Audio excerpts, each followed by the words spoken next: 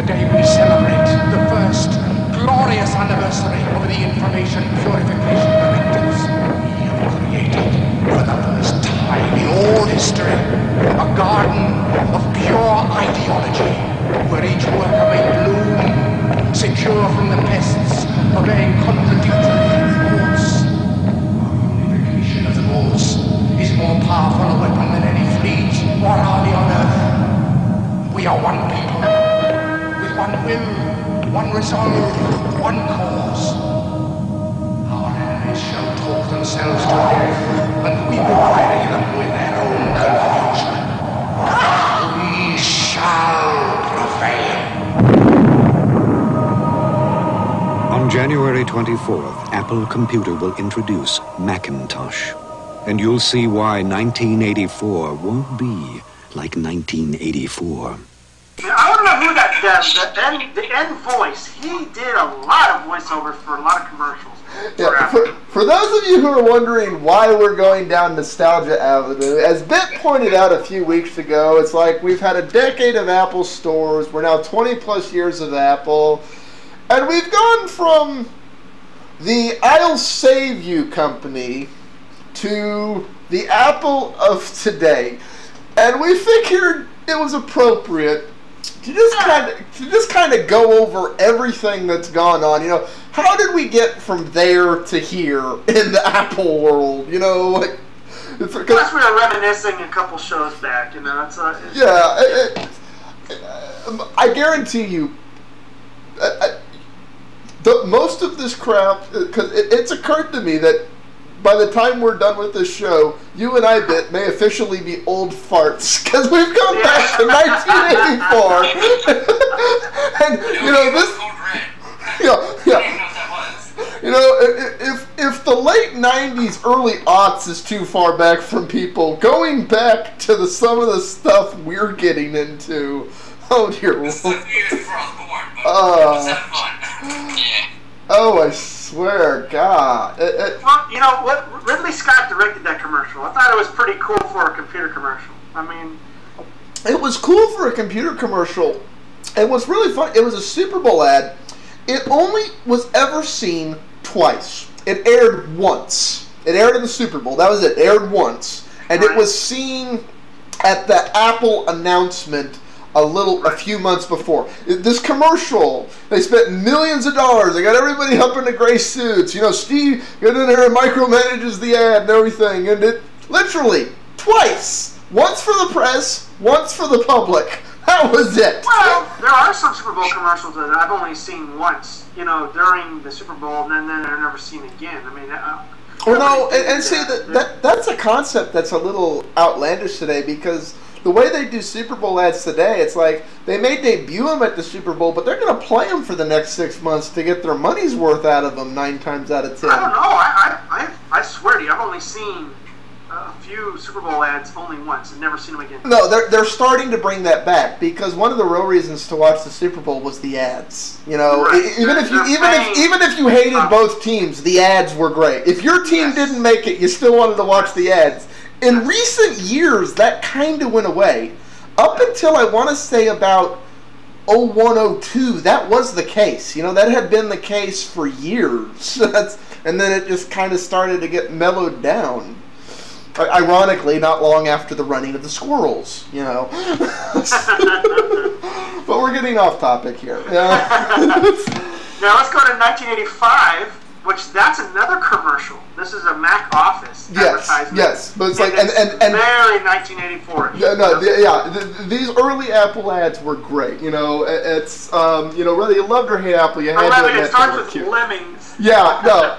Okay, we're gonna cut to the commercial, and we're gonna try and be quiet here. But if we crack up while we're watching this for the dub, don't worry, you're not gonna hear any of it because of the way I'm gonna have to fix this in post production.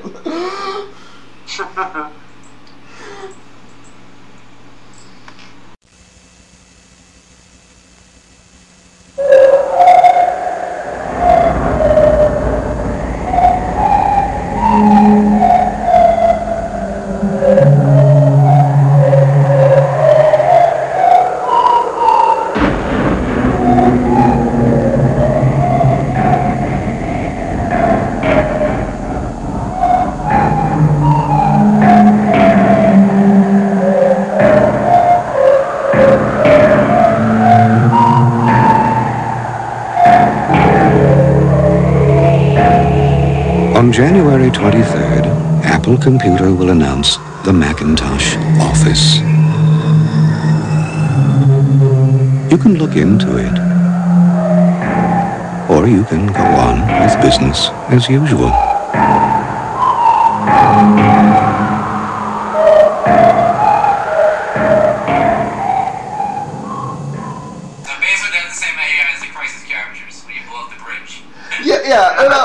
I'm the only one here that's used that software. No, I used it, but no, here was the thing.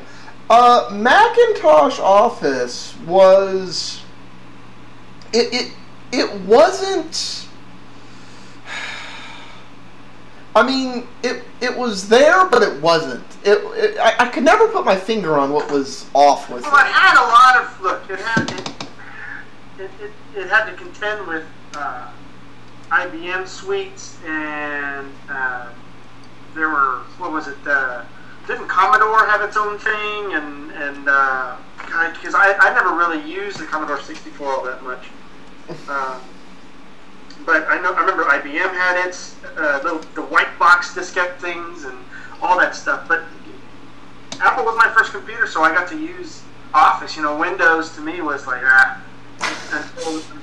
well, no, we should be honest. No, wait a minute. You're setting the Wayback Machine forward. This is 1985. Windows is gonna be debuted I'm talking about IBM, but I'm saying that later on with the DOS and all that other good. Yeah, I'm gonna say Windows wasn't gonna be debuted till later that year. Like, what was it?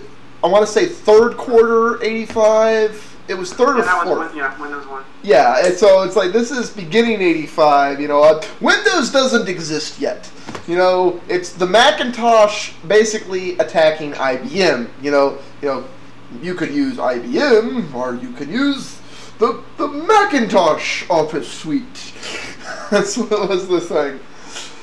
I don't know. For me, the Macintosh Office, like I said, because Macs were prevalent for me in the 80s, and that was through the schools that I went to. It was all heavy Macintosh. No, Macs were pretty much predominant in schools, especially public schools. I want to say up until about 93, 94. That's when the transition away really started to happen. Like. I remember back in those days, the early 90s, my school would have, but if we still had the older computers, like the old C64, we were just getting ready to throw those out. So they hadn't finished, okay. No, it's like, no, my... All the time, and they were throwing away older, they had older hand-me-down computers. My first school computers were all Macintoshes. It's like they were Macs.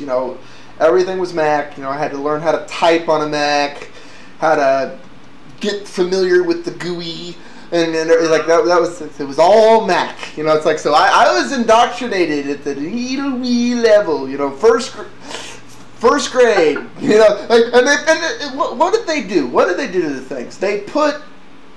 They're teaching 6-year-olds how to type by covering all the keys with colored dots. Now Mario Teach typing. Oh god, that was awful. That's still sitting on a box in a shelf somewhere for me. So, y'all have seen Genesis of Macintosh and Apple. We had the Super Bowl ad and then the Office ad the next year. Now. Yeah, it's like, no, we're not to Revelations yet. We've had Genesis. Which one is? Oh, that one? Sure. Now we're getting into the late '80s, going into the '90s. This was a commercial with Kevin Costner, where Apple would start. Now you've added another video for me to download. Like I had them all ready to be cutting into the video as we go, and no, you have to throw it at me. But go ahead, I can get it later. It's like we're going to be doing a lot of post-production on this one anyways.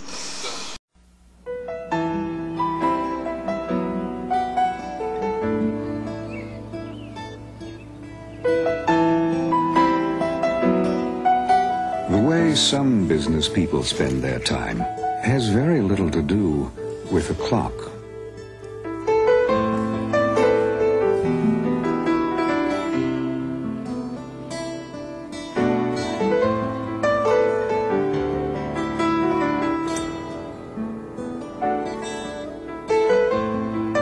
At Apple, we understand that business as usual isn't anymore. That's why we make the most advanced personal computers in the world. And why soon there'll be just two kinds of people. Hi. Those who use computers Yeah, I'll be home for breakfast. and those who use apples. I disagree with that logic. Well, no, and like Bit was saying, we should have put that one first. I started with the 1984 because if you go back to the Lisa... Well, Lisa did run in parallel. Well, no, it did. And if we're honest, Lisa was 1983. It's actually the Apple origins of GUI. It wasn't the Macintosh. The difference was the Macintosh...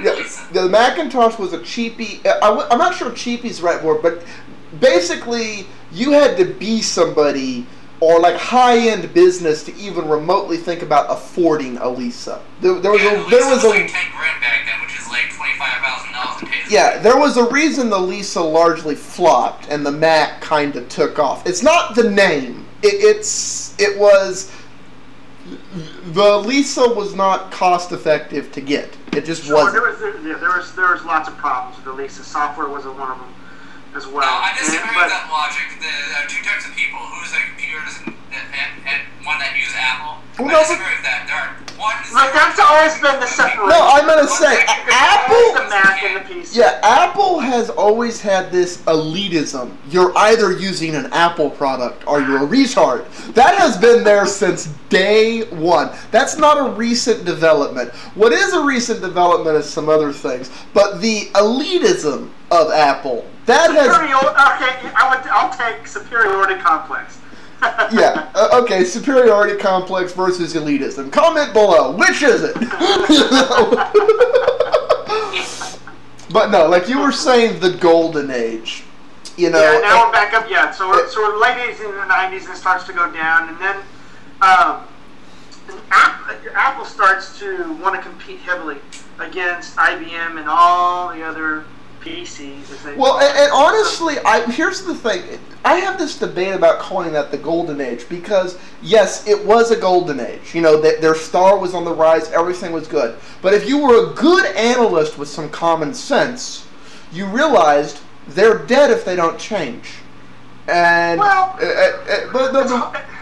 the writing... It's hard because things change, though. I mean, look at financial analysts now. Yeah, there are many things they could have done in a 4-year period. But I mean, everything is 20/20 in hindsight. But if you're actually there, not really. Say, well, here's the thing I love about situations like this, and this is actually a reflection on modern times also. Not just the parallels between then and now for Apple as a company and some other things, but like the recent housing bubble. You know, everyone's like, oh, well, housing prices are going to double every 7 years, and that's just going to go on for eternity, independent of inflation and salaries. You know, it's one of those things, somebody who's actually paying attention to things could see the writing on the wall back in 2005, you know, for the recent economic pop. You know, same thing with a lot of stuff like that. But let's keep it on Apple, though. Well, no, but but keeping it on Apple, you're right. On the one hand, it was a golden age, but like all golden age, it was a bubble. That was. They made mistakes. They made mistakes, and one of them is coming up, and where they really wanted to be heavily competitive, and what did they do? They started making lots and lots of models, and then we had the Quadra line, and this is the first time where a lot of the current generation that didn't really live the computer age back then always. Oh, well, Macs are more expensive. Macs are this and that. Well, no. Wait. Yeah, keep that in mind. Apples are the Rolls Royce, the pristine, the more expensive, the top of the line. Keep that in mind when you watch this ad. We're gonna cue it up. Go ahead and play it. Yeah. are just two reasons to buy a Macintosh personal computer instead of a PC. One, Macintosh does more. Two, Macintosh costs less. Which really makes your choice quite simple.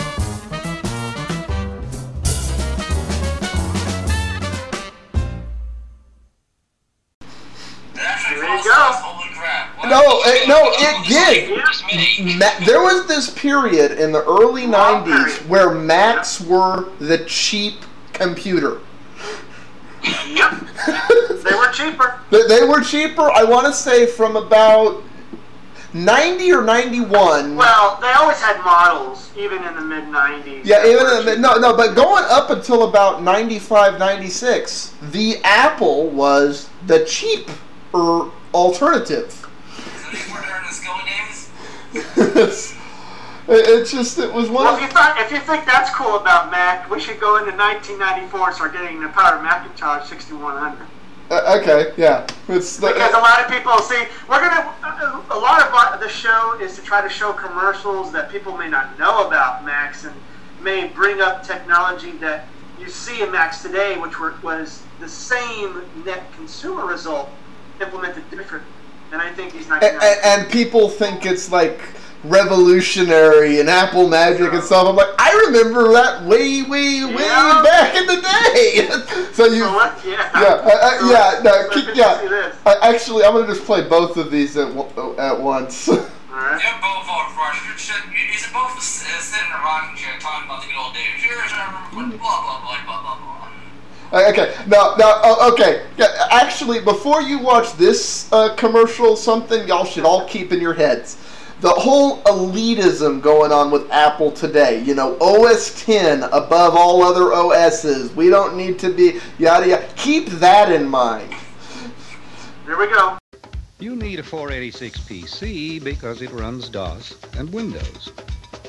You want a Macintosh because it makes you more productive. You need a PC, you want a Macintosh. The PC you need, the Macintosh you want. So, which one should you buy? Both. The new DOS-compatible Macintosh. Bam! There's one! There's one! The DOS-compatible Macintosh. A lot of people are probably going to be like, what? Yeah, no. You know, what's sad is when we move forward a year in the Wayback Machine, we are going to type that. But before we comment on that too much, let me play the other one too, because it's kind of sick. How would you run DOS on there? Would you push a special... I'll explain. No, Ben will explain, because Ben and I have both used these. It's like...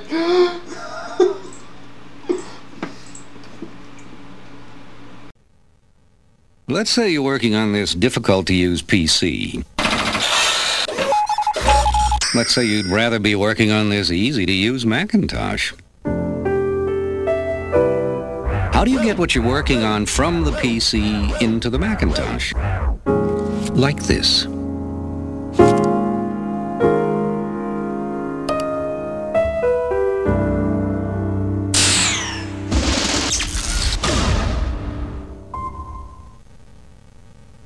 And once again, costs less.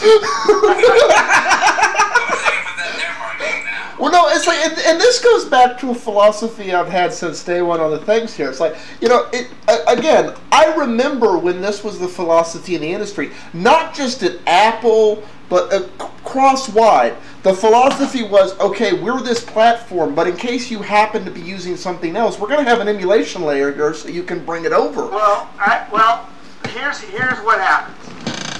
People will have to understand what a PC on a card is, because the Macs basically deployed PC on a card. Yeah. And the way it is that I think the version with that one was a CX46 processor with some RAM on it, and they basically put it inside the Mac itself. And the RAM, since it was similar to the same architecture, it would share it with the Mac.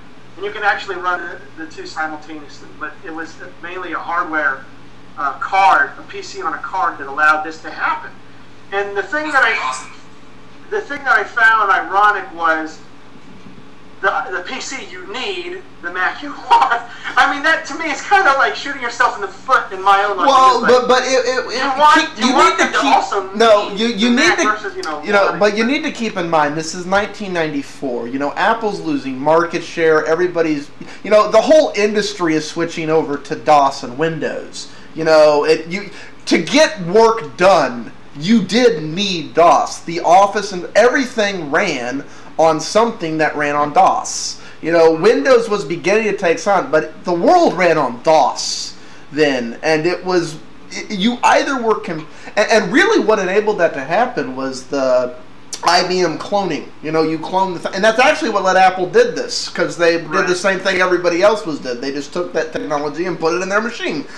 You know? Yeah.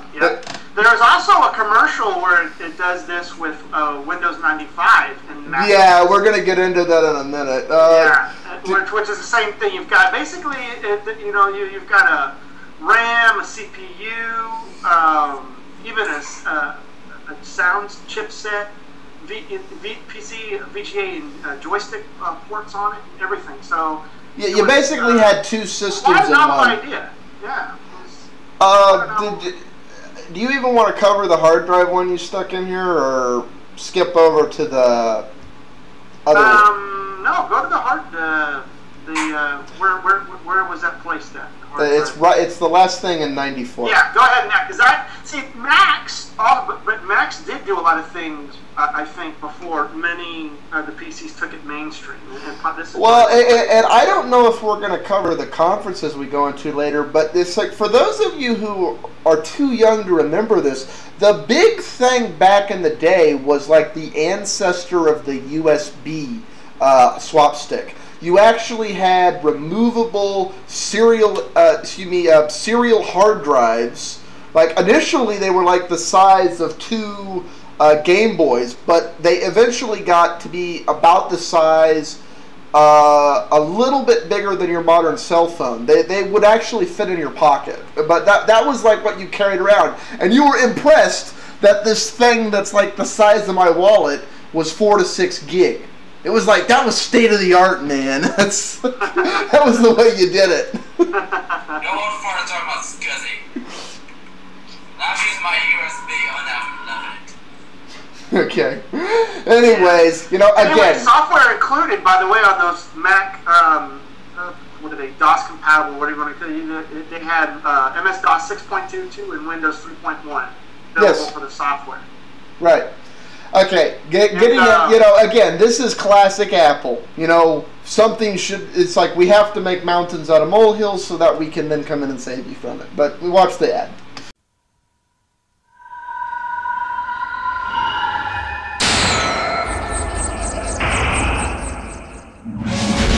This is what it takes to add a simple hard drive to an ordinary personal computer. This is what it takes to add a simple hard drive to a Macintosh. Now, which computer do you think will make your life easier?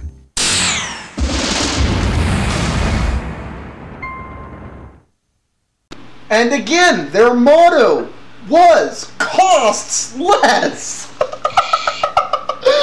That was their motto for the whole decade, you know? Costs less. What happened to that motto? You know? Yeah, where did the wind change on that one, I wonder? Well, that had to do with, I mean, they had a tremendous amount of models going out, and they weren't, and part of the problem is they weren't taking as I would say, as crafty of a profit margin as they needed to get these things out. So, you were going through different CEOs by this time. You know, you're already in the mid-90s. I think they were on like their Scully, Spindler, and no, Scully wasn't here anymore at this point. No, he wasn't. He had already left. It was Spindler, I think, right up to 95. Yeah, that's what I want to say was there. Now, do we want to go into these crowd control ads? You know, we need it because these are cool commercials. This is why I still stayed. 95 was the year that I went to Windows NT, all right? And Windows NT was the only reason why I became a permanent Windows user. I was not interested in Windows 95. I was not interested in anything really DOS based at that point. I wanted everything. Well, and before we get into that, and before we play these two crowd control ads, basically the next two ads we're going to play are Apple, basically explaining why Windows 95 sucks and you need a Mac. Like for people who think the whole PC versus Mac thing is recent, no, that goes way.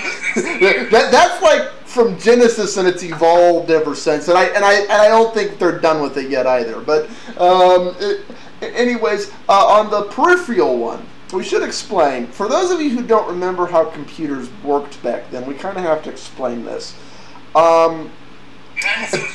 Basically, you had the computer, and then everything else, including your hard drives, your printer, your mouse, everything was this endless array of peripherals. I'm kind of glad we got away from that, because that's the only we could not have the portable computing systems we have today with that, oh dear God, peripheral thing we used to have. I'm glad we got away from that. So that's not as that's not as. And Apples were also heavy and prominent for ramping up SCSI and all kinds of technologies that they. No, there's a keynote here at one point where like Steve Jobs is demonstrating like he just pulls a hard drive out of a system.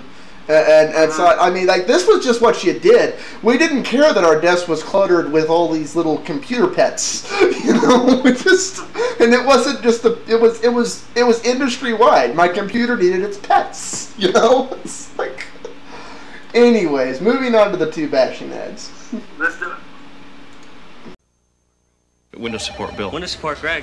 Did you try IRQ4? TXT Try IRQ5. Okay, type Greg. copy space C:/ Type / Windows. /S at the desk. Windows support Greg. What does it take to support the personal computer users in your organization? Windows support Greg. You still there? That may depend on whether they're doing things the hard way Windows support Greg. or the easy way. Mac support John. Please hold. Yeah, hang on. This call's for you guys. Macintosh from Apple. And that was when they started to lose the cheaper thing. Yeah, they weren't, but they still had models, I think. Oh no, they did still have some, but that's when they were like beginning to try and get away There from was it. lots of models out in 1995, a tremendous amount of models. Oh yeah. Plus the clones. Yeah, we're gonna get into the clones after we finish catching people up, or we can get into it here. But let me play the other. No, we're gonna go through the whole thing and then we'll take each one. Yeah. Okay.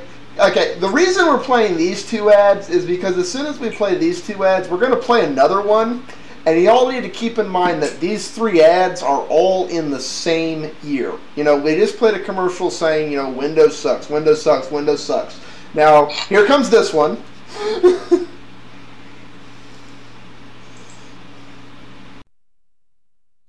I'm really sorry, folks. The presentation should be running. I just installed my new operating system, Windows 95. Try typing sysedit.exe. Thank you. Check your autoexec. No, look at your config.sys. Thank you. If you're looking for a computer that's easy to use, there's still only one way to go. Get a Macintosh. I think that commercial says more than anything why you should not present something technical to technical people. Oh my gosh, but so true about Windows 95 though. Oh, okay. Well, isn't that the OS where like at Microsoft's thing they got up there and like the printer, plugging in the printer caused the blue screen of death? See, they were trying to do plug and play as well, like the next. That was a plug and play. Yeah, we take it for granted, but it took about a decade to get plug and play working right. It's like we take for granted that you can just. Not on the Mac side. Not on the Mac side. No, they just didn't implement it till it was 100%. But no, they weren't. That's why we were showing some of those commercials. I think they had some very good if you want to dub it plug and play. But anyway. But we need to keep that in mind. That's for serial connections, which is a different, thing. Yeah. Anyways, we've had these two ads now. Apple has spent the year going, Windows sucks, Windows sucks, Windows sucks. That was what Apple spent the year doing, and then they play this ad. Hey, you want to see some dinosaurs? Yeah, dinosaurs. Let's get them in here. Loading CD-ROM into Windows. Where's the dinosaurs, Dad? I'm not sure. DOS command dot. Can we see them now? Not yet. Fig.sys. Configure jumpers and dip switches. Dad, what's a dip? I don't know. Where are you going, kiddo? To the Crandalls. What's at the Crandalls? They have a Mac. Okay, my bad, y'all. They had 3 Windows sucks, Windows sucks, Windows sucks. Oh, there was more than that. Oh no, I know, but no, yeah, there were at least 10. God, that's like those are. But these are like these are the nostalgic ones. This was all in '95. Yeah, this is the important one. And then the important one is after playing all these ads where their whole marketing campaign was Windows sucks. Windows is what's wrong. You don't want Windows. Windows sucks. Then they play this ad. The Macintosh operating system, Windows 95. Although watching them run at the same time is not terribly special, watching them run from one computer is. So they were saying Windows sucks, Windows sucks, and you need Windows, but we used to run Windows on our system. Exactly. Again, you're running. That was the Power Mac 7200, which also had a PC on a card. Yeah. And that was a 100 megahertz Pentium processor. And what's really funny is they like you said, that's running on like a system on thing with a Pentium processor and so on and so forth. And then later that decade, they spend endless resources explaining why Pentium sucks. Oh yeah, the KMT versus the G3, right? Well, Pentium. Look, I'll be the first to say Intel. It was terrible. I mean, x86 versus RISC is. We don't need to get into that debate, but even back then, it was a clear advantage to well, no. Even I will admit, up until about the Pentium 4 days, for the Pentium 1 through 3 days, Pentium 4. I mean, even today, let's just put it that way. Even it's just Intel dominates all the consumer space, so. Nobody's going to run a Spark 64. No. Okay, you're talking about Intel versus. Okay, but no, there was that period, late '90s, early aughts, where really you wanted to go AMD. Not only was AMD cheaper, but it was a much better system. AMD versus Intel, but I like the G5 was still king. It was 64-bit. Came out, the Power Mac G4s got faster and faster. The only problem that Apple did against the G4s and the G3s is they limited the bus speeds and starved more, especially the G5. No, and 2 questions on that. How do we want to cover this? Because when we get into the pro side of things, we're going to recover the key parts in this keynote. So, do we want to play these now, or do we just want to bullet point? Let's just go through the whole history, and then we'll hit it.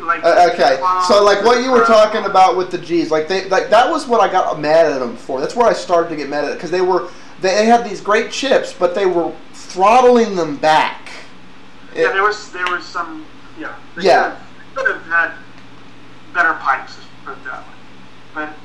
Yeah. Let's go ahead and where are we in now? 1999. We're in '99. That's why I was saying these 2 keynotes. We're going to cover the important parts of them when we get into, because it's the same video. It's the keynotes. These were the keynotes introducing the G series, and talking about something that's on the pro stuff. We're going to cover later. It's like, and that is, it's like when we get into this a little bit later in the video, you're going to go, what the hell happened to this Apple? Because it really is something that... And this comes a lot from when people go, geez, Mr. Bid sometimes is mad at Apple, and then sometimes... No, he's right to be. This is why I'm like...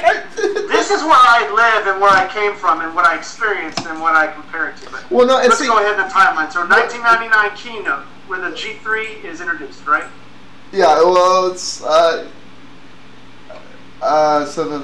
which one? Well, the first video there, like I said, that's like a 10-minute video. Well, So, did you cue it up to the time here? oh, okay, hang on. Yep. I guess we'll have to edit this part out of the video. Hang on.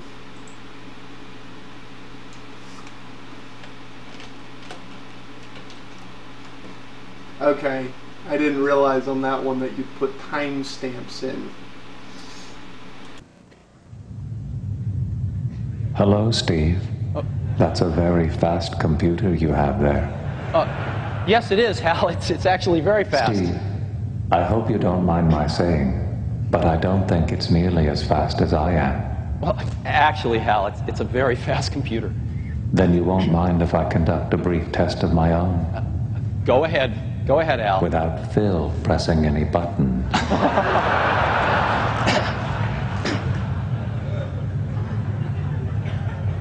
One moment, please. Running benchmarks on Power Mac G3. Running benchmarks on HAL 9000. Analyzing results. Steve, I'm detecting a malfunction in the AE36 unit. It reports that the Macintosh runs 114.516% faster than I do. I don't believe that's possible, Steve.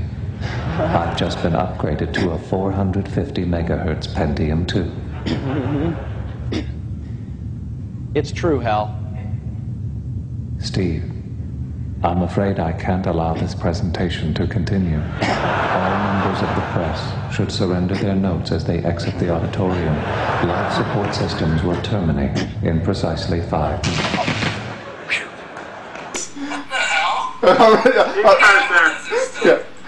That's one of my favorite keynotes. No. Yeah, they got just a little what the F-ness in a lot of ways with some of that stuff.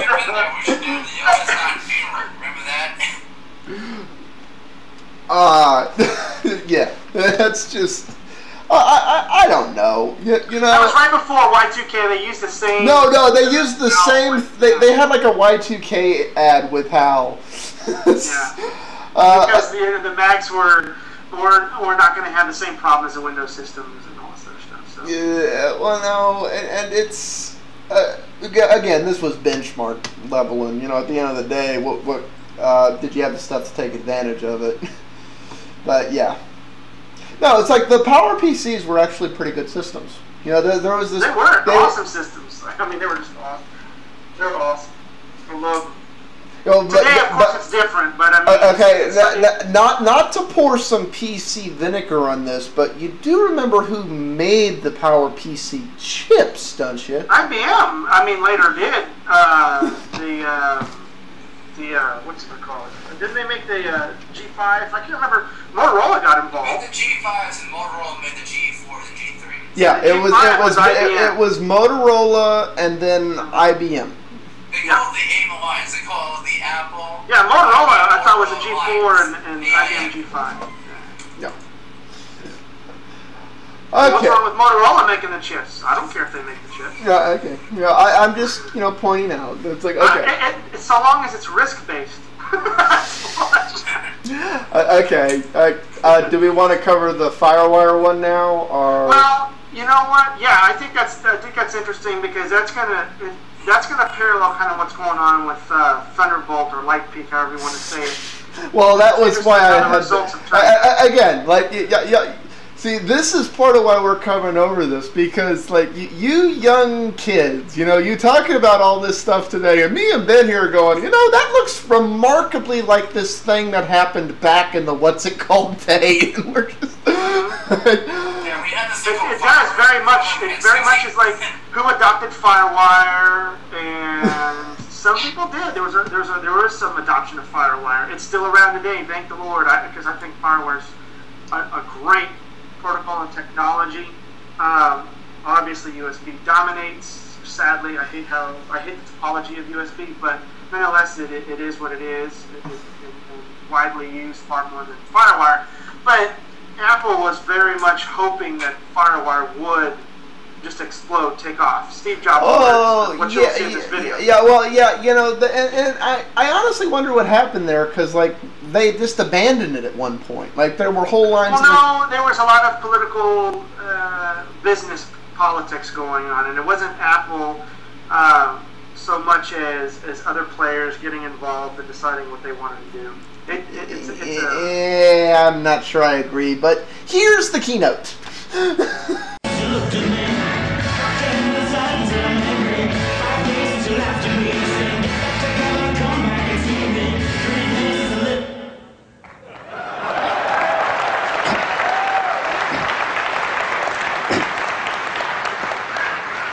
Now, this is what this thing looks like in March. This is shipping in June. It's a 1/2 inch thick, right? 1/2 inch thick, fits in my pocket, 6 gig drive, FireWire ports out the back.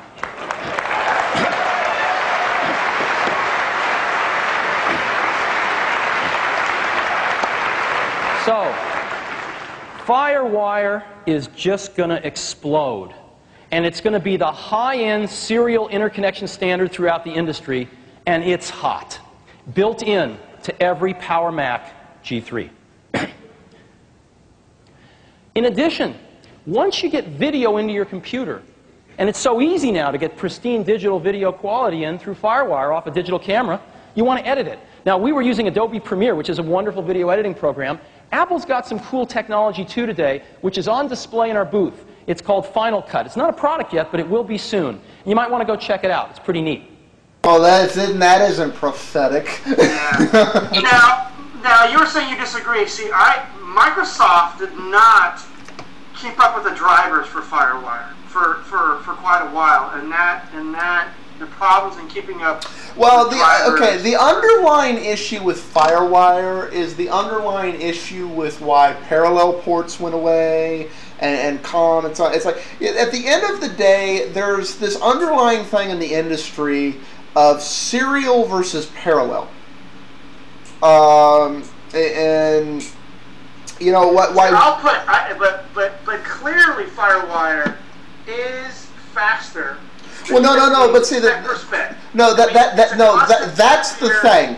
The one that the industry favors because of the way the drivers work is the slower one, but the other one, in terms of speed and performance, so much faster. And you know, this is like a cyclical cycle. Every so often, the industry gets fed up with the slower thing and decides, okay, we're going to go back over here. We're going to bring this back in this new form factor with modern technology.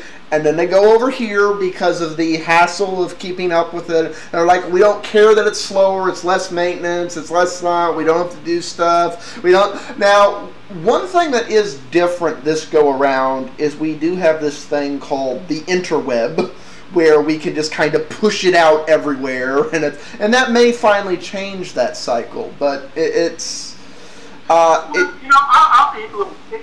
also comes down to licensing and what other manufacturers want to do. But the thing I loved about FireWire versus USB is it's not sharing this hub that USB does. In theory, USB has what we call this throttle up, which people say, oh, well, you can get up this fast, theoretically, but it's always shared and much more overhead involved, whereas FireWire it's practically its own bus, in peer-to-peer, point-to-point, and like FireWire, what is it, it's supposed to go to 1600 and then 3200, you're talking, what is it, Thunderbolt or Lightpeak is supposed to go at 10 gigabits per second. It's never going to see that, because they're not going to give it a 10. No, but I mean, you can still run the FireWire protocol over it, and if it's an isolated, true bandwidth of point-to-point, you're going to get a hell of a lot of that bandwidth. But even using just FireWire alone without running a protocol on Lightpeak, you're getting 3.2 gigabits per second, which is pretty damn fast. So, and that's sustainable. It's not a burst rate,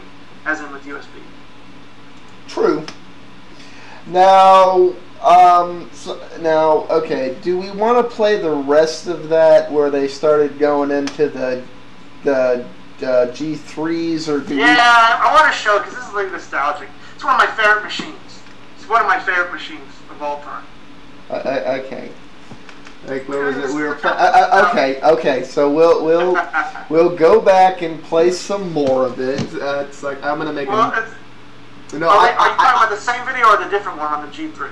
Well, no. The rest of that video is talking about the G3. Are you talking about? Yeah, do the G3.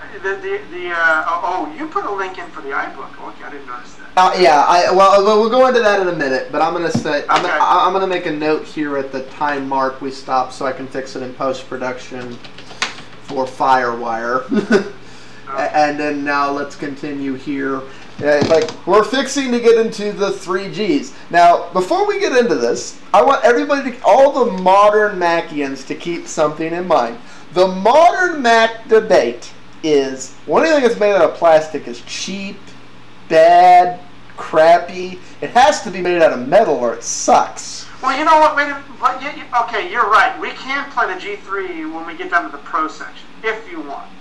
So you want to pause it here and then move on, or okay? Yeah, I guess we could. We could do that. Okay. But cause this is also the year that we'll cover the iMac for now. It's the iBook. Sorry. This is the iBook because you have this in relation to Firewire, so yeah, it's like this is also all this crap out that we're talking about. You know what? I'm gonna put the links to all of these videos in here, so the parts we don't cut in and the stuff like that, y'all can just go see the full things. Because we're trying to cover 20 years in less than 2 hours, which is luck. It's 10 years an hour, damn it. So go ahead and go in the iBook with your Firewire where you wanted to have it. I just put it in there because you completely left the iBook out, and this is when the iBook came out. I did. I know you didn't like this thing. Is this the prison mode one? Or was that the clamshell? You know what? I'm just gonna play the ad, and we'll talk about the. Because the keynote's 10 minutes. Okay. Yeah, I'm gonna play the ad, then we'll go over the rough specs, and we'll put the link in the video for the actual keynote bit.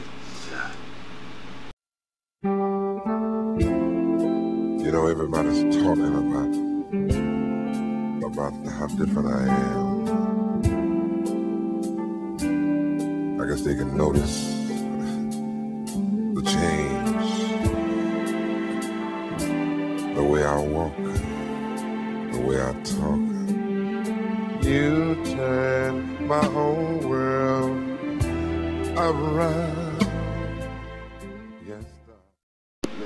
As Commodore just said, sounds like a porno. Was that Isaac? Was that Isaac? No.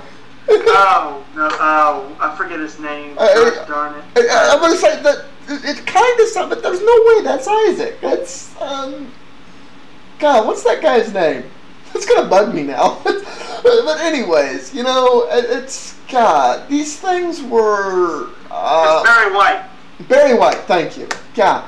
They were little 300 megahertz systems, and what's sad is that was fast. It's I have no comment on the berries. Okay, I call those next berries. That was well, no, they had a. Thank God when the titaniums came out. Well, I had a blueberry little. Okay, here's the thing. Those things had a feature on them. For those of you who don't know, they had a handle, so you could carry them around like a woman's purse. Yeah, but what was bad about that was the handle did break. In which case, it just became cumbersome. I know a number of people who had those that just, when their handle broke, they just ripped the whole handle off because. I pray Apple doesn't go back to that ever. Well, you know what? Aside from the handle, the machine wasn't that bad. It was polycarbon plastic and rubber. I remember when they first introduced that at the keynote, I was like, what? But everybody went, yay! They were popular. No, they were popular. To me, I was like, wow. No, you know what's really bad about them? They were also cheap. comparatively, they were cheap. Yeah, they were pretty good. They were cheap systems. It's like, again, like now a Mac costs, it has this Mac tax. It's like, what the? It's like, yeah, okay. Now I have a question on this. Like this G4 ad you threw in here, shoved me, because they do say G4, but it's like this is the G4 tower. But then we have many G4s. There was the AGP. There was the digital audio. But does this belong in '99? Did they do this the same year as the G3? Did they do that, or was that the next year? No. The G4 obviously came after. No. But I believe the G4 was introduced. I want to say that's a 2000 system. 2000 or 1999. I can't remember when it first was introduced. It might be 2001 because I have an old Pablo Mechanics ad that says Power Mac G4. Dual 500 megahertz and dual 800 megahertz. Well, no, but see, here's the thing. There was the G4 Cube came out in 01. And I think the tower came out before the Cube. So this... I think there was. Wait a minute. No, it did come out in 1999. August 31st, 1999 was the first G4. Okay, so it does belong there. Okay, moving back into the cutesy ads.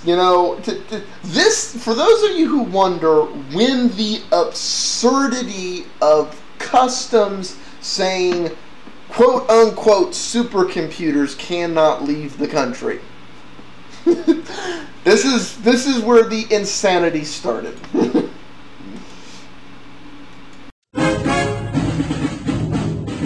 For the first time in history, a personal computer has been classified as a weapon by the U.S. government. With the power to perform over 1 billion calculations per second, the Pentagon wants to ensure that the new Power Macintosh G4 does not fall into the wrong hands. As for Pentium PCs, well, they're harmless.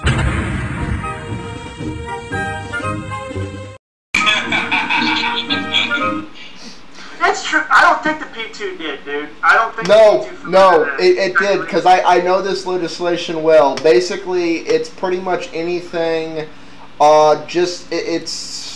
They may have changed the threshold. It's the higher... The first runs of the P2s didn't, but the second, third runs did, as the clock speed got up. And that's what's so that is what's so absurd about this legislation. It's the things where this like magic line is, anything above this line, these are things that are way more powerful than the things we sent people to the moon or did the original Manhattan Project.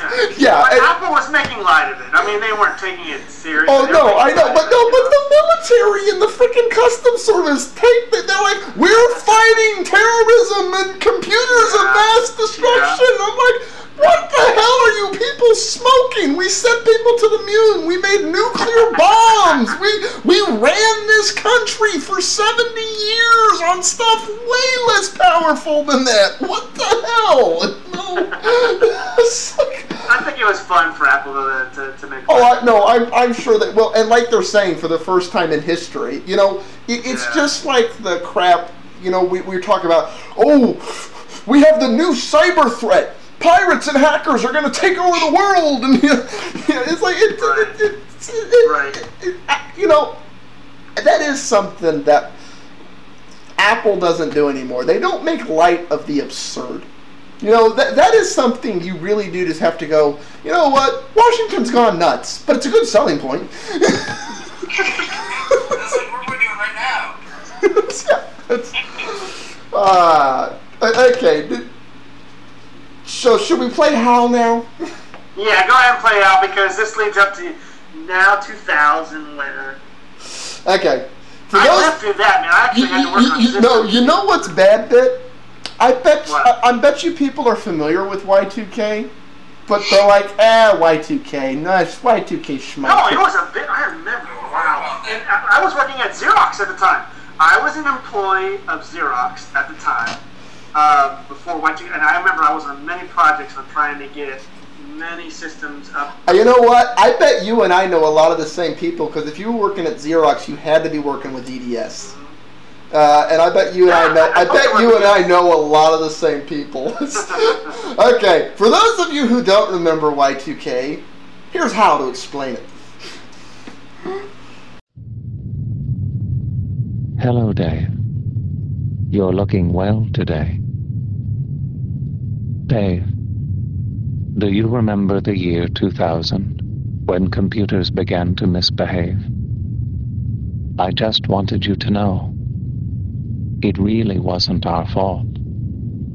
The human programmers never taught us to recognize the year 2000. When the new millennium arrived, we had no choice but to cause a global economic disruption. It was a bug, Dave. I feel much better admitting that now. Only Macintosh was designed to function perfectly, saving billions of monetary units. You like your Macintosh better than me, don't you, Dave? Dave? Can you hear me, Dave? There was a lot of money spent. I'm gonna tell you, a lot of people. Oh no, God. Do you remember what I did in the year 2000? I was like, okay, if things are gonna go bad in the year 2000, here's what I did. I had an old 486 Windows straight up one box. Okay, I want to see it blow up. The year 2000 happened. Oh, damn, it didn't blow up. No. Go ahead. No, I was gonna say. So, I have half a mind to like end part 1 here and pick up with the start of the new millennium, because we're at about an hour and we can stop the vid and make sure we don't lose any of this. And yeah, we're both done. Yeah, yeah. It's like, for those of you who don't know, occasionally this system just decides to eat shows, and we don't want this hour to get eaten. So we're gonna pause off, and y'all can see us in the next hour. That's.